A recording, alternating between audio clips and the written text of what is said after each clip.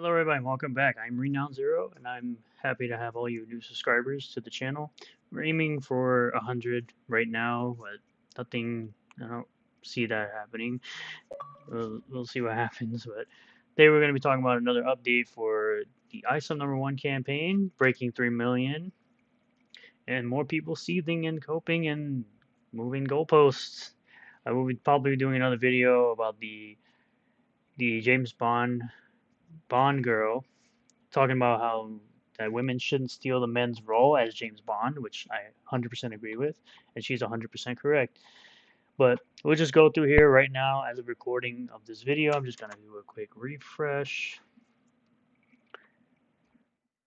There are only about 2,400 cover Bs left. All the signed copies are gone. All the cover As are gone. And as I said, they'll always have cover C, and they've got hats and shirts and posters and all that good stuff. Congratulations to Eric July for such a huge milestone of 3 million, and just loving to see the people continue to cope and see them be mad that independent comic creator can make this type of money. But as always, we have people who move the goalpost, as always, as we continue to do, and he continues to be successful.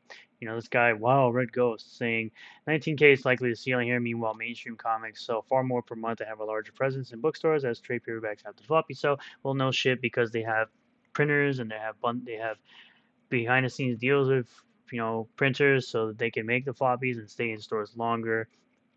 Yeah, Marvel and DC have been around for quite a long time. But, you know, as always, they move the goalposts. Just like Dan Cotter points out, haha, 33K purchasers for his graphic novel, 50K units sold, nearly 3 million in revenue. He's more than doubled the units of any graphic novel last year, and he's going to raise more revenue in a month than any comic of any type did all last year. You have no idea what you're talking about. To which they respond, but will they stay for number two after they've already had the initial thrill of owning the libs? Yeah, we're not backing this comic because we want to own the libs, as you say. We want to back the comic because we know it's going to be great content, considering that this man Eric July has always given people great content, whether it's his video game reviews, his live streams on Twitch, his podcast for Canon's sake, and his political commentary and comic stuff.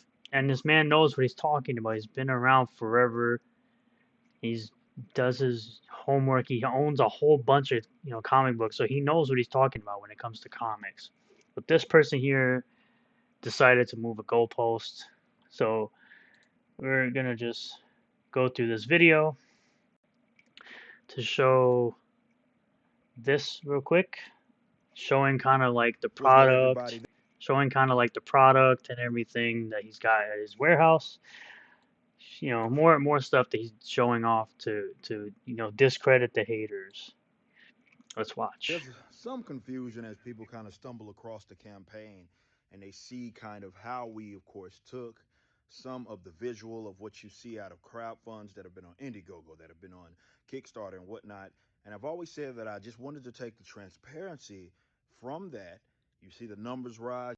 And he's done a very good job with the transparency, especially with the stretch goals that also haters are upset about. Well, he's buying a cargo van. Yeah, he's telling people what he's going to do with the money. Reinvest in the product, reinvest in the customer, because that's what you do. You see how many people purchase what, but I didn't want to do the crowdfund. And just to show you guys kind of what we're dealing with and how we're able to get the items out prior to the close of the actual campaign. Yeah, he's showing all the product he's got. He's invested his own money, already has the product made, just needs to get the book printed, and people are just pre-ordering the items because they're already done. He can ship them out. He's going to be shipping them out beginning of August into September for everyone who's pre-ordered any kind of products. Just as it's ending, because most of the product is already here.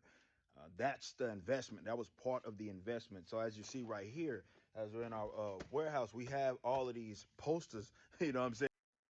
I did buy one of those. I did buy a Yaira poster. I hope mine is in there somewhere. That are here.